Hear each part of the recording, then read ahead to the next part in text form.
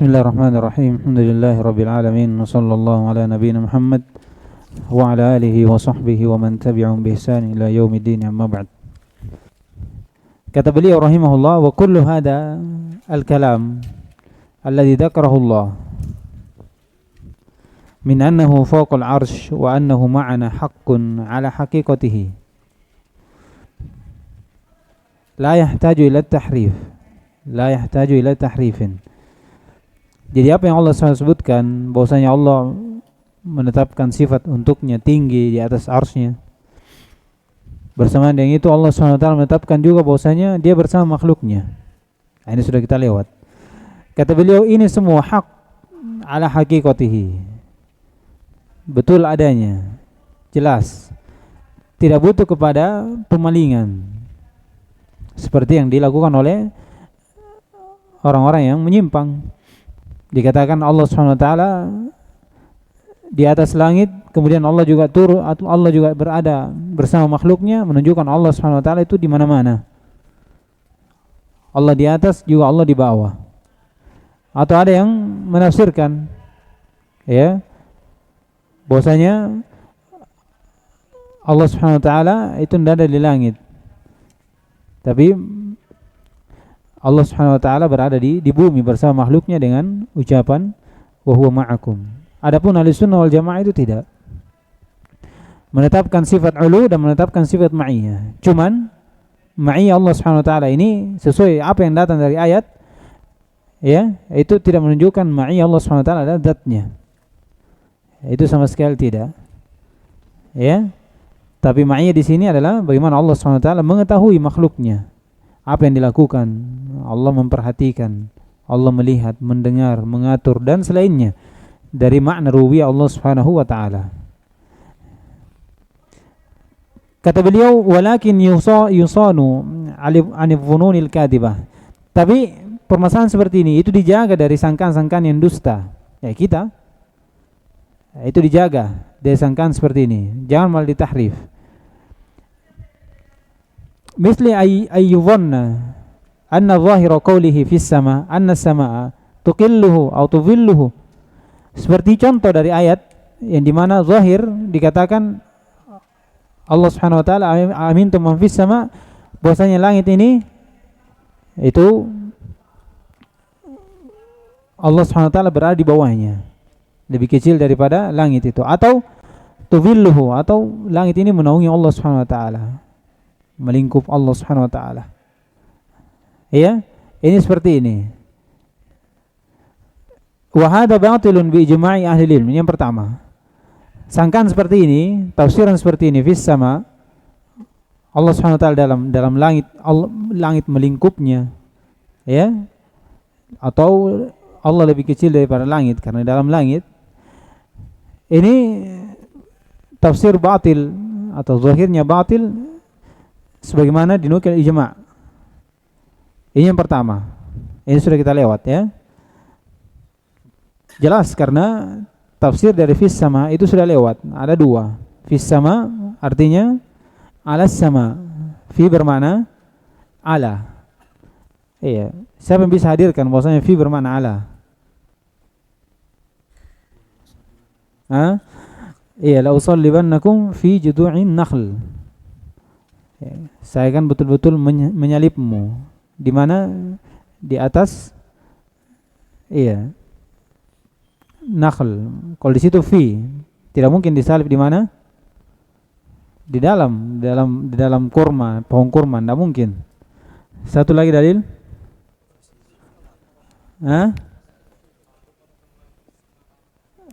Iya, apa tafsirannya? Bahwasanya fi bermakna ala. Tadi sudah, ya kan? Wala usallibannakum fi judu'in nakhl. Fi di situ bermakna ala, karena tidak mungkin kalau Fir'aun menyalib penyihirnya ini di dalam pohon kurma. Iya. Mana lagi? Wala tamshi fil ardi maraha, fasiru fil ard. Ayo dia. Untuk berjalan di mana? Iya, itu dia. Ahsan. Atau yang kedua, fi tetap pada tempatnya tapi as-sama bermakna al-ulu. Iya, kullu ma fawqana fa huwa sama. Setiap apa yang berada di atas kita itu sama, dikatakan ulu, fil ulu. Nah, ini bantahannya. Demikian pula ijma' dari nukilan makna yang diinginkan oleh ahlul bid'ah itu batil. Kemudian kata beliau, bantahan lain, fa innallaha qad wasi'a kursiyuhu samawati wal ard. Berdalilkan dengan ayat ini. Ya. Bahwasanya kursi Allah Subhanahu wa taala itu lebih luas daripada langit dan bumi. Perhatikan. Sedangkan kursi ini dibandingkan dengan arsy itu kecil, seperti gelang yang dilemparkan di mana? Di padang pasir, kecil. Kemudian arsy ini di mana Allah Subhanahu wa taala beristiwa di atasnya. Jadi tidak mungkin makna bahwasanya Allah di langit, langit itu melingkup Allah Subhanahu wa taala. Sedangkan langit saja dengan kursi itu lebih besar kursi. Seperti apa? Gelang di mana? Dilemparkan di padang pasir. Bagaimana kecilnya? Dan kursi bagaimana besarnya dia di antara langit dan bumi itu masih lebih kecil dibandingkan arsy Allah Subhanahu wa taala. Sedangkan arsy ini adalah tempat di mana Allah Subhanahu wa taala beristiwa. Ya, arsy ini di atas Allah Subhanahu wa taala, atau Allah di atas arsy-Nya. Allah di atas arsy-Nya. Jadi ini pendalilan. Dalil lain banyak. Dalam Al-Qur'an, dalam hadis banyak. Dalam hadis bahwasanya Allah Subhanahu wa taala menggenggam langit. Ya, dengan tangan kanannya dan tangan kirinya atau tangan yang lainnya itu menggenggam apa? Ardin, bahkan digenggam tujuh bumi. Iya. Kemudian berdalilkan dengan ayat-ayat wa huwal ladzi yamsikus samawati wal ard an tazula. Iya, dia menahan langit dan bumi supaya tidak hilang. Di ayat lain juga wa yumsikus samaa an taqa 'alal ard illa bi'idznih. Dia menahan langit supaya tidak jatuh. Perhatikan, ini Allah Subhanahu wa taala. Ya. Bagaimana bisa langit itu lebih besar daripada Allah Subhanahu wa taala dengan dalil fis sama. Jadi dalil-dalil tafsir-tafsir seperti itu bukan tafsir, dikatakan apa? Ta'wil. Ya, atau tahrif. Karena Ahlussunnah wal Jamaah itu walaupun mereka memalingkan satu zahir ayat atau hadis tentang sifat keluar dari zahirnya, itu tafsirannya itu tidak kosong dari dalil. Jadi langkah mereka pertama itu adalah bagaimana menjalankan zahir ayat sesuai dengan apa yang datang atau hadis. Kalaupun butuh untuk ditafsir, ya, itu tidak keluar dari ayat atau sunnah, bukan dengan akal. Bukan dengan akal. Ya, karena seandainya kalau misalnya ada sesuatu yang menjadi mustahil untuk Allah Subhanahu wa taala, pasti akan dijelaskan. Pasti akan apa? Dijelaskan. Jadi ini hal yang perlu dijaga. Jadi seorang itu kalau hal seperti ini itu mengambil dari Al-Qur'an, kemudian sunnah, dan jangan lupa apa? Pemahaman dari para salaf. Iya, bagaimana salaf ketika mendapatkan ayat seperti ini? Apakah dia bertanya? Iya, yanzilu rabbuna tabaraka wa ta'ala ila samai dunya. Apakah sahabat bertanya, ya Rasulullah, kalau turun berarti begini-begini? Iya.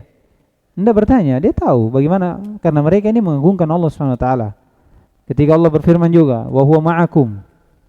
Ya, la tahzan innallaha ma'ana. Ketika dikhitab Abu Bakar, la tahzan innallaha ma'ana. Apa yang dipahami Abu Bakar? Hah? Tidak bertanya di bagian mana? Ya, karena dia tahu Allah bersama dia, Allah melihatnya, Allah menjaganya, Allah melindunginya. Seperti itu. Tidak dipahami Allah bersama kita, dia cari di mana? Kiri, kanan, depan, belakang. Ya, tidak seperti itu. Tapi langsung dipahami oleh sahabat bahwasanya Allah Subhanahu wa taala melindungi kita, bersama kita. Itu yang diajarkan. Seandainya dipahami seperti itu, maka Rasulullah akan memberikan sanggahan. Iya, maksudnya begini. Tapi itu yang dipahami dari bahasa Arab. Kalau dikatakan Allah ma'ana, tidak mengharuskan Allah bersama kita, zatnya berada di bawah. Tapi bermakna apa? Muqaranah, musahabah, bersama secara Kemudian dari ayat lain, wa min ayatihi an taqumas samaa'u wal ard bi amrihi. Iya, dari tanda-tanda kebesaran Allah Subhanahu wa taala bahwasanya langit dan bumi itu tegak dengan perintahnya. Iya. Langit dan bumi itu berarti menunjukkan Allah Subhanahu wa taala Allah yang mengatur segala sesuatu. Lebih besar. Allah Maha besar dari makhluknya. Ini sudah lewat, sudah tentang ma'iyah dan al-ulu. Kemudian permasalahan lain lagi. Kata beliau, wa qad dakhala fi dzalikal imanu, dan telah masuk juga pada hal tersebut dari tentang permasalahan tentang sifat iman bi annahu qaribun mujib, atau permasalahan tentang ketinggian Allah Subhanahu wa taala, bahwasanya Allah Subhanahu wa taala itu dekat dan menjawab doa. Iya. Ini dari dua sifat. Tentang sifat qurb dan sifat Allah menjawab doa dari hambanya. Kata beliau, kama jama'a baina dzalika fi qoulihi wa idza sa'alaka 'ibadi 'anni fa inni qarib ujibu da'watad da'i idza da'an. Wa qoulihi sallallahu alaihi wasallam, innal ladzina tad'una aqrabu ila ahadikum min 'unuki rahilatihi.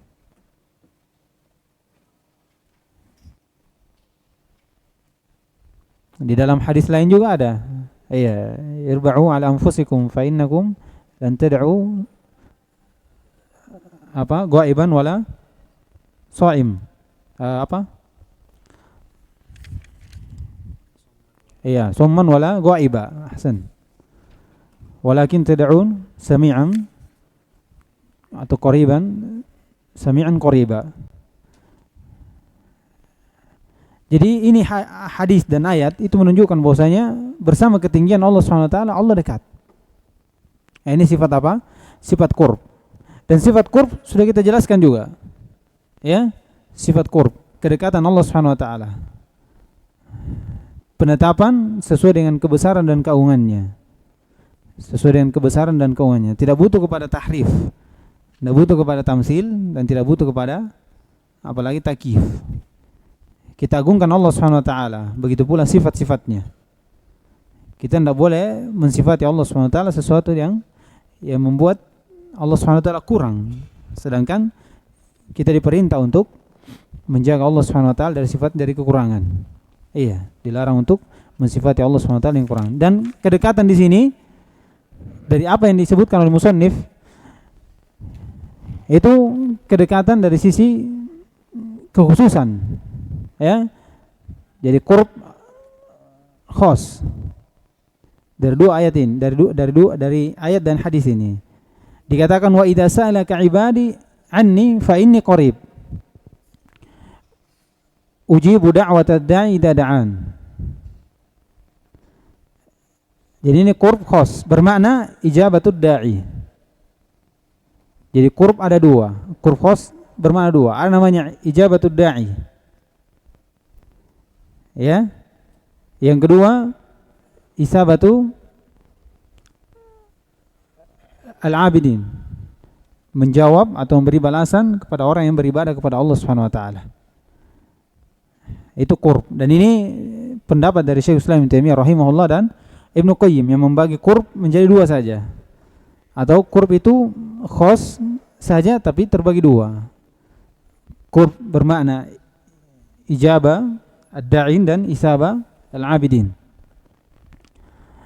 Adapun ulama yang membagi qurb menjadi dua seperti ma'iyah, sudah kita jelaskan berdalilkan dengan ayat di wa nahnu aqrabu ilaihi minkum walakin la tubsirun.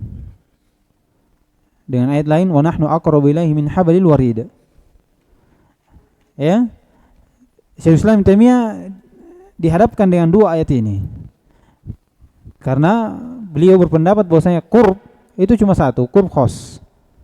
Tidak ada qurb kepada orang kafir, tidak ada. Semuanya khas untuk seorang mukmin. Ya. Menjawab dari doa dan memberikan balasan pada orang yang beribadah. Ya. Jadi katakan wa idza sa'alaka ibadi, ibadi di sini ibadi jadi hamba yang taat. Iya, bukan hamba dari sisi asal. Kalau hamba dari sisi asal itu mencakup semuanya, karena semua manusia itu hamba Allah Subhanahu wa taala. Tidak ada yang keluar dari situ. Tapi hamba adalah hamba yang taat. Maka ketika berdoa, Allah akan menjawab dari doa itu. Menjawab dari doa itu. Kemudian diperhadapkan dua ayat ini. Maka kata beliau, dua ayat ini dekat di situ adalah dekatnya siapa? Dekatnya malaikat. Bukan dekatnya Allah Subhanahu wa taala. Dekatnya malaikat. Dan sebagian ulama berpendapat bahwasanya dua ayat ini menunjukkan Allah Subhanahu wa taala juga dekat, tapi dekat secara umum, ammah, yang dimana Allah Subhanahu wa taala mengilmuinya. Ya, bagaimana ditafsirkan dengan penafsiran apa? Ma'iyah. Kata beliau, innal ladzina tad'una aqrabu ila ahadikum min 'unuqi rahilatihi. Jadi sungguhnya orang-orang yang berdoa itu Allah SWT lebih dekat kepada kalian daripada leher-leher dari tunggangan kalian. Tapi kedekatan, sekali lagi kedekatan sesuai dengan kebesaran dan keagungannya. Jangan ditahrif dan jangan ditakif. Begitu pula ditamsil. Kata beliau, "Ma dzakara fil kitab was sunnah min qurbihi wa ma'iyatihi." Ini penjelasan dari beliau. Setelah menjelaskan tentang sifat ulu, sifat qurb dan sifat ma'iyah. Ya. Tiga ini. Kata beliau, dan apa yang disebutkan dalam Al-Qur'an dan sunnah dari kedekatannya Allah SWT dan bersamaannya Allah SWT. Kata beliau, la yunafi ma dzukira min uluhi wa fawqiyatihi. Tidak menafikan akan ketinggian Allah SWT dan keberadaan Allah SWT di atas seluruh makhluknya. Tidak ada. Bagaimanapun kita sifati Allah turun. Ya. Kata Nabi SAW, yanzilu Rabbuna tabaraka wa ta'ala ila samai dunya. Turun di mana ini? Di langit dunia. Bersamaan kita tetapkan Allah SWT fawqa arsy. Begitu. Ya. Bersamaan itu Allah SWT di atas arsy-Nya. Tidak mungkin kalau antum mengatakan Allah turun berarti arsy-Nya tinggal di atas, menjadikan Allah SWT di bawah dari arsy-Nya. Tidak seperti itu. Itu manusia. Kalau manusia iya. Kalau sudah turun dari atas, apa yang diinjak di atas itu menjadi di atasnya. Kalau antum di atas turun sini, apa yang antum injak di atas tadi itu berada di atas kalian. Itu manusia. Bedakan. Dibedakan khalik dengan makhluk. Iya, namanya saja beda. Namanya saja beda. Jadi jangan disamakan. Turunnya Allah sesuai dengan kebesaran dan keagungannya. Walaupun kita pahami makna turun itu apa? Dari atas ke bawah. Tapi tidak mengharuskan kalau Allah turun, apa yang berada di bawahnya dia ketika dia di atas itu menjadi terbalik. Itu tidak ada, itu manusia. Makanya kita jaga dari sangkaan-sangkaan seperti ini. Oleh karena itu ucapan Ibnu Taimiyah sangat bagus. Kata beliau, penetapan sifat ma'iyah dan qurb itu tidak menafikan Allah SWT di atas arsy-Nya, di atas semua makhluknya. Karena pemahaman manusia kalau dikatakan bersama, bersama sih begini, atau dekat, turun begini. Itu yang dipahami. Walaupun maknanya seperti itu, tapi untuk Allah tidak ada sama sekali seperti itu. Kita cuma menetapkan makna. Kita tidak boleh seperti dari kelompok Mufawwidah.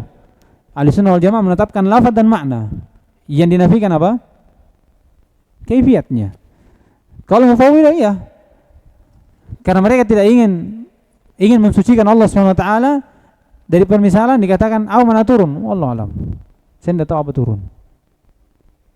Allah dekat, tidak tahu apa itu dekat. Bagaimana caranya? Antum bicara sama orang apa? Bahasa apa antum? Antum makan, minum. Antum turun, naik. Apa bahasanya? Allah alam. Tidak mungkin. Pasti antum tahu. Itulah dikhilaf kita dengan bahasa yang seperti itu. Cuman Allah membatasi. Bahwasanya Allah tidak mengkhabarkan kepada kita melalui nabinya tentang kaifiyat. Yang ada cuma lafaz dan makna. Kata beliau, fa innahu subhana laisa kamitsli syai'. Ini kuncinya. Kenapa kita tidak saling menafikan antara ulu Allah Subhanahu wa taala dengan kedekatannya dia atau ma'iyahnya dia?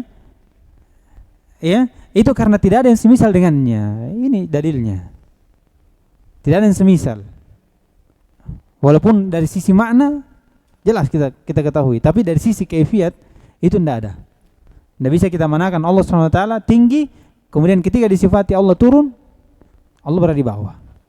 Ketika disifati Allah bersama, Allah bercampur. Ketika Allah SWT disifati dekat, berarti Allah turun, dekat.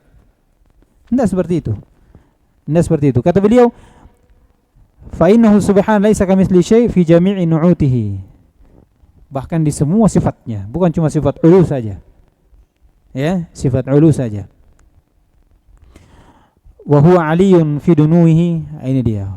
Wa qaribun fi 'uluwihi. Ini antum hafal ucapan Ibnu Taimiyah. Allah Subhanahu wa taala tinggi pada dekatnya dia. Ya. Dan Allah Subhanahu wa taala dekat pada ketinggiannya dia. Bagaimana antum pahamin? Hah? Bagaimana antum pahami? Allah SWT tinggi pada kedekatannya dia, dan Allah SWT dekat pada ketinggiannya dia. Itu yang tadi kita pahami tadi. Ya. Dari ma'iyah Allah dan qurbnya Allah. Sudah. Tidak lewat dari situ. Ini dari perkara yang perlu diimani, bukan perlu diakali. Ya, perlu diimani. Jadi orang-orang yang seperti ini, itu kalau keimanannya besar kepada Allah SWT, itu akan membiarkan, menetapkan dari apa yang Allah SWT tetapkan, tanpa melewati batas tentang penetapan yang dibarengi dengan apa? Permisalan. Begitu pula kita tidak menafikan, ya, kita sucikan Allah dari hal yang kurang. Kita tidak katakan Allah SWT bersama makhluknya di bumi. Ini kita nafikan. Iya, Allah SWT dekat, berarti berdekatan. Ya, maksudnya Allah SWT di bawah. Tidak juga seperti itu. Iya, kita sucikan dia dari seperti ini tanpa menafikan sifat ma'iyah. Begitu modelnya. Kita tetapkan sifat ulu dan sifat ma'iyah tanpa kita permisalkan. Dan kita nafikan kekurangan Allah SWT, bahwasanya Allah berada bersama makhluknya di bumi, tanpa kita tolak sifat ma'iyah. Jadi apa modelnya? Kita katakan ma'iyah Allah, bagaimana kebesaran Allah SWT. Qurb Allah, bagaimana dengan kebesaran Allah SWT. Ya, jadi ini ucapan, begitu penjelasannya. Allah dekat pada ketinggiannya, dan Allah tinggi pada kedekatannya, dan Allah dekat pada ketinggiannya. Ya kan? Allah dekat pada ketinggian Allah Subhanahu wa ta'ala. Sekiranya ini jelas karena sudah kita sebutkan sebelumnya di permasalahan yang sama. Kemudian kata beliau, kita ambil satu, baru kita masuk di bab tentang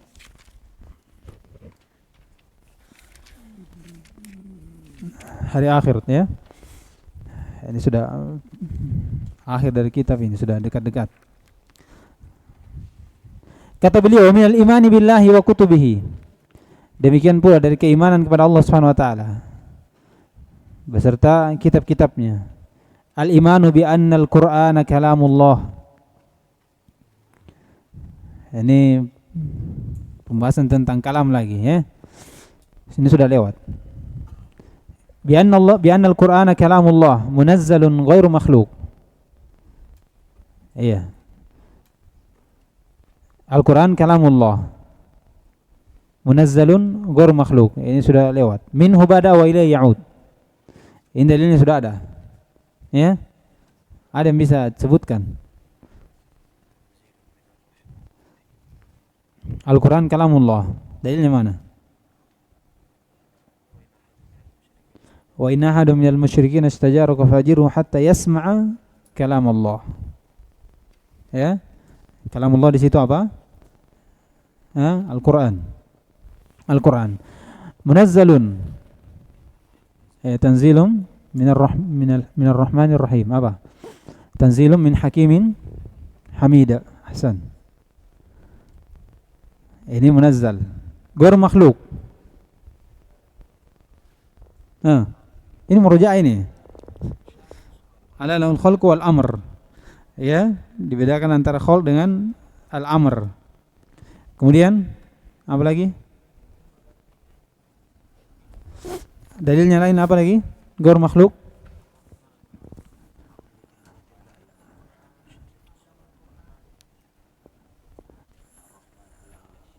Terus Allamal Quran. Bagaimana pendalilannya?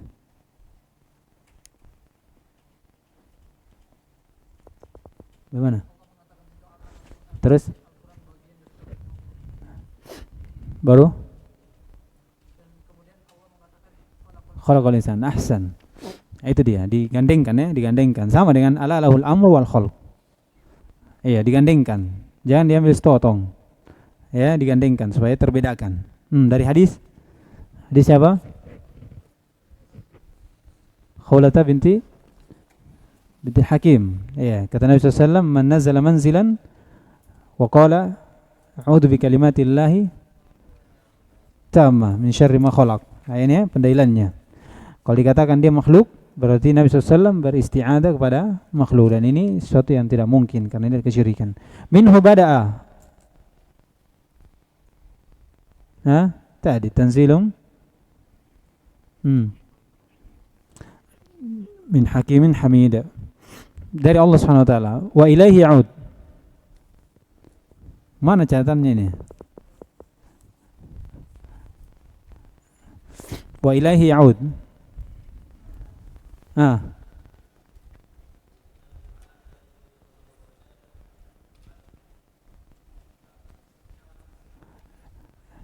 Iya, la yusra ala kitabillahi la yabqa ayatun fi qalbi au fil mushaf illa yurfa, dalam begitu atau begitu lafadznya. Jadi akan dilepas dari kitab Allah Subhanahu wa taala. Tidak ada yang tersisa satu ayat pun dalam hati-hati manusia atau dari mushaf, kecuali pasti akan terangkat kembali kepada Allah Subhanahu wa taala.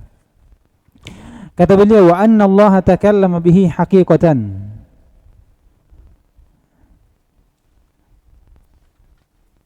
Wa anna Allah takallama bihi haqiqatan. Apa maksudnya ini?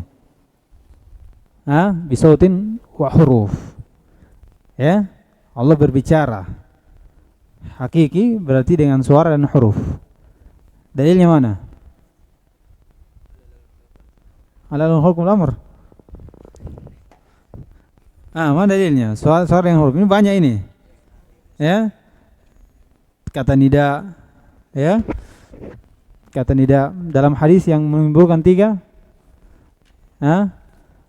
Yauma yuhsyaru nasu yaumil qiyamah fayunadihim bisautin, ya. Yasma'u man ba'uda kama yasma'u man qaruba. Ini jelas. Hadis sangat jelas. Ya, nida itu tidak ada kecuali dengan huruf dan suara. Kemudian bisaut, ini suara. Yasma', ini jelas. Jadi kalam hakiki, betul-betul Allah bicara dengan suara dan apa? Dan huruf. Wa anna hadzal Qur'an alladhi anzalahu ala Muhammadin sallallahu alaihi wasallam huwa kalamullahi haqiqatan la kalama ghairihi.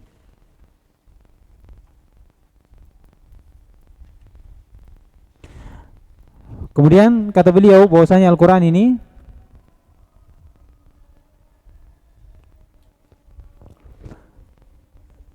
itu yang Allah SWT turunkan terhadap Nabi kita Muhammad SAW. Nah, ini sudah lewat. Itu adalah kalamullah hakikatan, betul-betul adalah ucapan Allah SWT, bukan kalam selainnya, bukan kalam dari Jibril. Kalau dikatakan Allah yang berbicara, apa Nabi Muhammad yang berbicara, menyampaikan kepada sahabat, atau Jibril berbicara menyampaikan kepada Muhammad, ini apa namanya? Ini muballigh. Ini muballigh. Bukan dia yang bicara di awal kali, ibtidaan, sebutkan nanti. Ini tabligh. Jadi disandarkan kepada Allah SWT karena dia yang membicara mulai. Dia yang pertama kali berbicara, disampaikan kepada Jibril, kemudian Jibril menyampaikan kepada Muhammad SAW, kemudian Muhammad menyampaikan kepada umatnya. Jadi walaupun Nabi Muhammad SAW yang bicara, tapi tidak mengeluarkan bahwasanya itu adalah kalam Allah Subhanahu wa taala. Walaupun Jibril berkata sampaikan kepada Nabi Muhammad, itu tidak menafikan, tidak mengeluarkan bahwasanya itu adalah ucapan Allah Subhanahu wa taala, diambil dari Allah Subhanahu wa taala. Diambil dari Allah Subhanahu wa taala. Wa la yajuzu itlaqul qawli bi annahu hikayatun ala kalamillah aw ibarah. Ini permasalahannya. Jadi Allah Subhanahu wa taala berbicara, memiliki sifat kalam berkaitan dengan masya Allah Subhanahu wa taala. Kapan Allah bicara? Ya. Dari sisi lain sifat kalam ini adalah sifat zatiyah. Dari sisi Allah Subhanahu wa taala mampu berbicara. Ya. Mampu berbicara. Dari dulu Allah Subhanahu wa taala mampu berbicara. Kata beliau, tidak boleh diitlakkan dari ucapan Allah Subhanahu wa taala ini bahwasanya itu adalah hikayah. Seperti yang disangka oleh kullabiyah. Jadi menganggap bahwasanya kalam Allah Subhanahu wa taala itu hikayah saja. Maksudnya Jibril mengambil dari Allah Subhanahu wa taala melalui hikayah dari Allah. Iya, walaupun sebenarnya ini dibantah oleh dari kelompok Al-Asy'ariyah. Karena mereka menganggap hikayah itu adalah bagaimana betul-betul mengambil dari orang yang menghikayatkan ini, dihikayatkan betul dengan huruf dan hurufnya. Iya. Jadi kalau saya misalkan saya bilang kamu berdiri atau suruh fulan berdiri. Iya, saya katakan berdiri. Kemudian disampaikan sama fulan, kamu berdiri. Dia katakan, dia menyuruh kamu berdiri. Itu hikayat.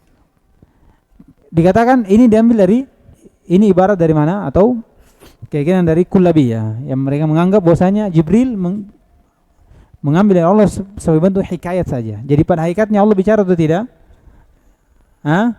Mereka menyangka bahwasanya Allah tidak bicara. Iya. Adapun ibarah, kalau ini jelas disebutkan oleh Al-Asy'ariyah. Ibarah itu ya antum tidak ngomong, tapi antum berikan satu begini. Dari kode-kodenya, kemudian saya tahu, yang diinginkan ini dia bicara seperti ini. Sudah saya sampaikan sama fulan. Sekarang diambil dari ucapannya atau berbicara ke orang ini? Tidak berbicara. Oleh karena itu Al-Asy'ariyah dia bantah sendiri siapa? Kullabiyah. Iya, antum katakan Allah Subhanahu wa taala itu bicara kalamun nafs. Tapi antum katakan Jibril mengambil dari Allah Subhanahu wa taala melalui hikayat, sedangkan hikayat itu adalah mengambil langsung dari lafadznya, hurufnya. Berarti antum menetapkan Allah bicara. Iya, adapun ibarah itu sama sekali memang tidak. Jadi orang bisu kemudian bukan dikaitkan, dibarokan, ini yang diinginkan ini yang mau. Iya. Jadi pemindahan makna. Kalau hikayat pemindahan huruf. Berarti menunjukkan apa? Kullabiyah ini menetapkan kalam, bahwasanya kalam Allah Subhanahu wa taala itu hakiki dengan huruf dan suara. Oleh karena itu Al-Asy'ariyah itu justru membantah siapa? Kullabiyah.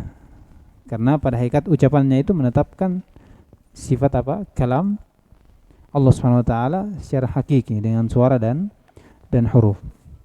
Baik. Insyaallah kita lanjutkan nanti. Berkaitan tentang Al-Qur'an ini. Ini sudah lewat semua ya. Subhanakallahumma bihamdik asyhadu an la ilaha illa anta astaghfiruka wa atubu ilaik.